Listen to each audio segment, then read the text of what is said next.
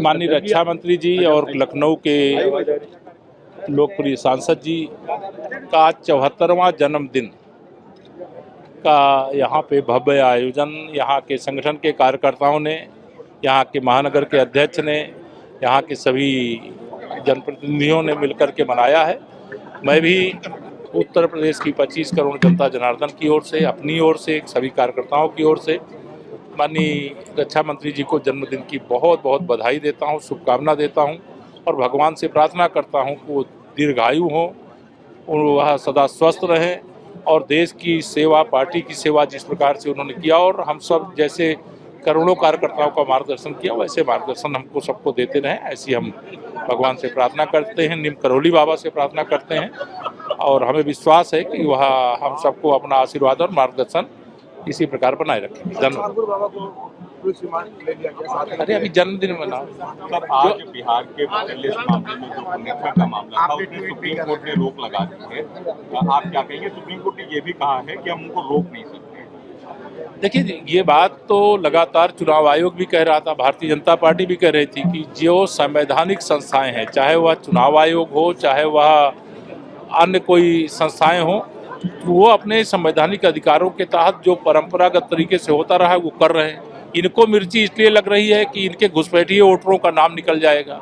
इनको मिर्ची इसलिए लग रही कि जो बूथ कब्जा कर लेते थे, एक मतदाता को 10 बूथों पे नाम चढ़ा लेते थे, वो सच्चाई सामने उजागर हो जाएगी।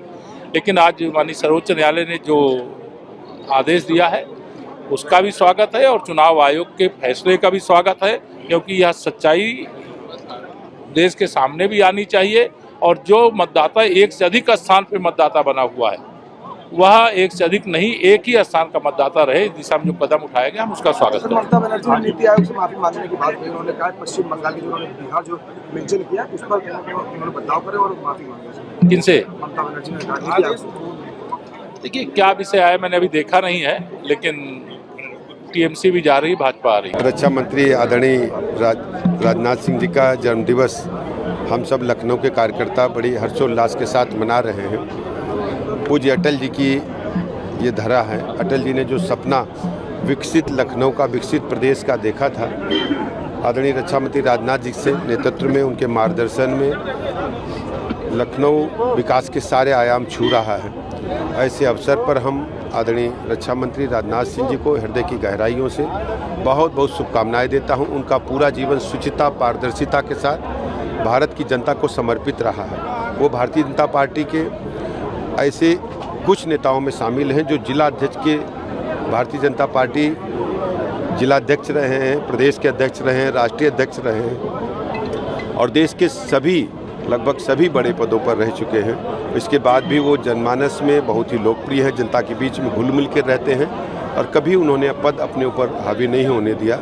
ऐसे यशस्वी रक्षा मंत्री जी, लोकप्रिय सांसद माननीय राजनाथ सिंह जी का हम हृदय की गहराइयों से बहुत बहुत शुभकामनाएं देते हैं, उनका अभिनंदन करते हैं।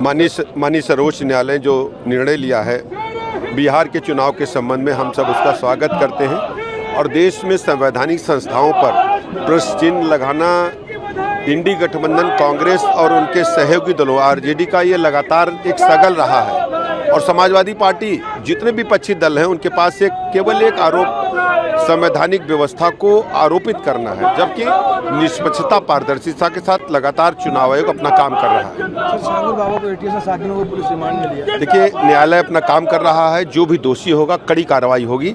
हम पूरी तरह से जीरो टॉलरेंस की नीति अपराध और भ्रष्टाचार पर अपनाकर चल रहे हैं।